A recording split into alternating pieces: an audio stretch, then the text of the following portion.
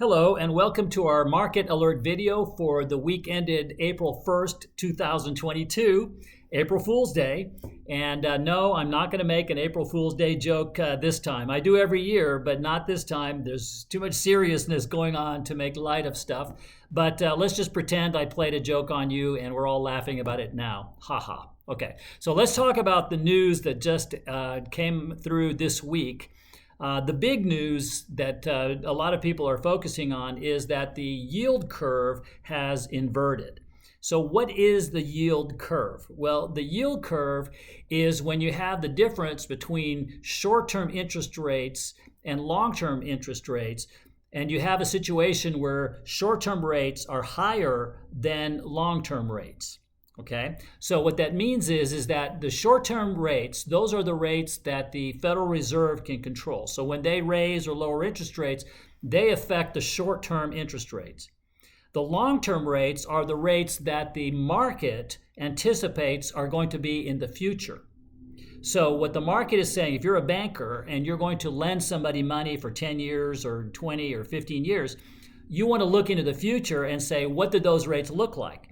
So if you anticipate that rates are going to be higher in the future, then those long-term rates will be higher. If you think that rates are going to be lower in the future, you want to be competitive, so you're going to bring it down and you'll have lower rates in the future.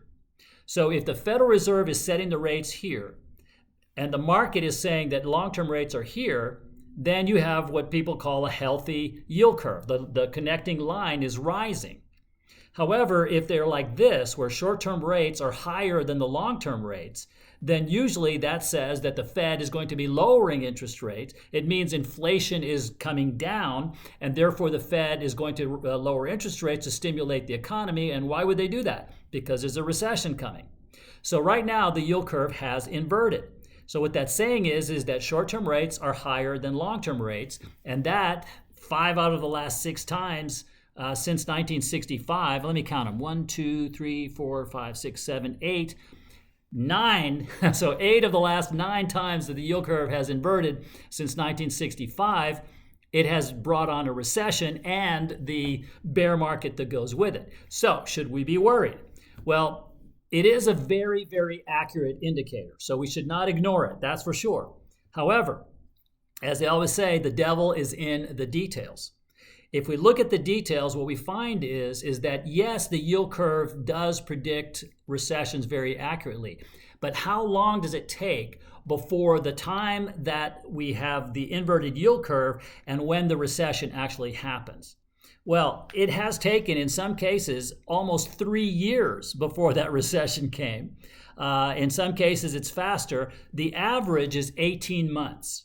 So what that means is from the time that the yield curve inverts to the time that the recession starts and the bear market comes is about 18 months on average. That's a year and a half. So if averages hold, the recession that the yield curve is predicting will be here in 18 months. Now, what happens during those 18 months?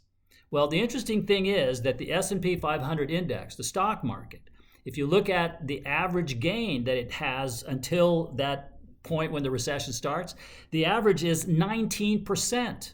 So from the time the yield curve inverts to the time that the recession starts, that rise in the market averages 19%. So what do we take from all of that? Well, in our view, several things. Number one is very accurately predicting, so therefore it looks like we will probably have a recession in the next year and a half, but it could take 3 years. The other thing also that it tells us is that between now and when that recession does start, the average rise in the stock market is 19%. So if anything, it's not a reason to sell, it's a reason to stay in. So what we take from it is don't panic, don't get all upset about the yield curve. However, be aware of it and be aware that when the recession does come, because now the clock is ticking, then what happens then to your investments, to your retirement plans? Do you have a strategy to address that? Are you diversified in such a way as to mitigate risk? Are you on top of all of those kind of things that can put your retirement plan at risk or potentially break it?